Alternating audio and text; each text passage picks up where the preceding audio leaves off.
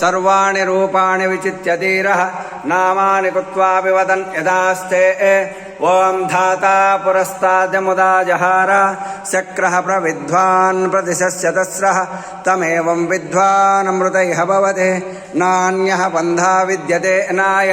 प्रजापतिश्चरति गर्भे अन्तः अजायमानो बहुधा विजायते तस्य धीराः परिजानन्ति योनिं मरीचीनां पदमिष्यन्ति वेदसः यो देवेभ्य आतपते यो देवानां पुरोहितः पूर्वो यो देवेभ्यो जातः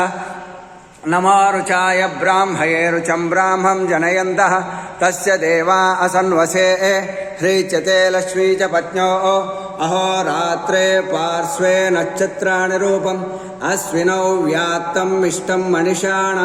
अमुं मणिषाण सर्वं मणिषाणाम् ॐ दक्षं योरारुणीमहे गातुं यज्ञाय गातुं यज्ञपतये दैवी स्वस्तिरस्सुनः स्वस्तिर्मानुषेभ्यः ऊर्ध्वं जिगातु भेषजं शं नो अस्तु द्विपदे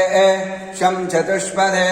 ॐ शान्ति शान्ति शान्तिः।